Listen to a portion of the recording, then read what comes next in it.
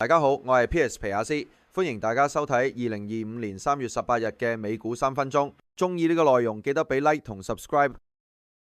今日美股市場全線反彈，道指升0.85%，標普500就升0.64%。板塊方面，今個禮拜除咗非必需品，其他板塊都升，仲要係普遍上升，有7個板塊升超過1%。其中房地產同能源輕微上升，非必需品就跌0.44%。不過能源上升可能同特朗普言論有關嘅放話，要將胡塞武裝每發一槍，都算喺伊朗頭上，搞到原油升幅擴大。美國消費者仲撐唔撐得住啊？今日有兩份報告可以幫我哋觀察。第一份呢係今朝公布嘅零售數據，2月零售銷售按月只升0.2%，大幅差過預期嘅0.7%，而且1月數據仲要大幅向下修正，從原本跌0.09%改為跌1.2%。不過控制組零售呢個 GDP 核心指標就意外大升1%，好壞參半嘅數據反映消費者壓力存在，但仍有增長空間。第二份係美國銀行嘅消費者調查報告顯示，2月信用卡消費按年跌2.3%，但排除周年因素後，其實升0.3%。高收入家庭繼續成為消費主力，稅後收入升到3.5%，加上股市升勢帶嚟財富效應，中產消費力都仲有餘力。低收入群組雖然壓力較大，但存款仍然高過2019年通脹調整後水平，整體佢嘅經濟未見崩盤危機。特朗普關稅政策變本加厲，但市場竟然跌唔落去，係咪短期反彈信號？大摩策略師認為呢次係超賣反彈，真正轉勢要等政策轉向。有趣嘅係今日工業同材料板塊明明最受關稅影響，但係竟然跑贏大市，反映市場開始消化政策風險。機構持倉分析德銀發現股市倉位跌到16個月新低。JP 摩根監測模型顯示倉位水平同2022年拋售初期相似。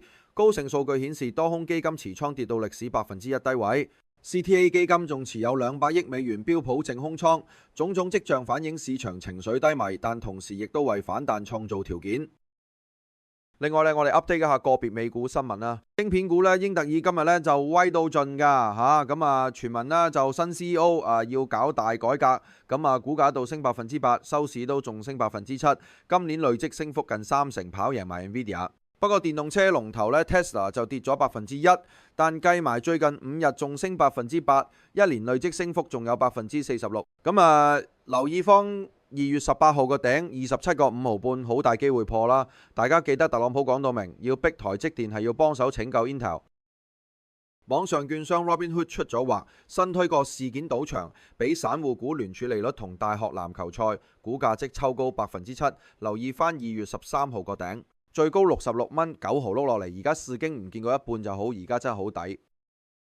中國概念股今日威翻次，納斯達克金融指數爆升4%，全靠阿爺出招撐消費，百度帶頭衝，房地產同股市穩定措施陸續有嚟。債券市場今日玩嘅短債息率上落，似坐過山車，最終升2個基點。荷里活明星都踩過界，搞笑巨星賓士迪拿 Ben Stiller 居然搞健康汽水 Stillers， 傳緊會集資2億美金，會住用自己個名做生招牌，仲要親自拍廣告。最後爆單大嘢 ，Google 母公司 Alphabet 傳緊用3000億美金收購網絡安全公司 Wiz， 雖然盤後股價未見大變動，但單雕隨時改寫網絡安全市場格局。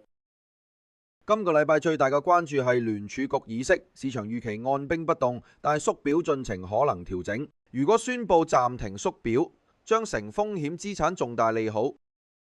另一個焦點係 Nvidia 嘅 GTC 大會，投資者最受關注到底 Blackwell 晶片量產進度點樣，同埋 Rubin 架構細節。另外，毛利率恢復時間表同中國市場佈局都會影響 AI 投資熱潮能唔能夠持續。總括嚟講，消費數據反映經濟現況，關稅利淡嘅消息好似炒完，機構低持股倉位提供反彈基礎，關鍵要喺聯儲局同科技龍頭消息。記住，人哋恐懼我貪婪，呢個時候更要保持冷靜觀察。多謝你同我一齊 update 完最新嘅投資熱點，記得訂閱同睇埋個鐘仔，聽日見面。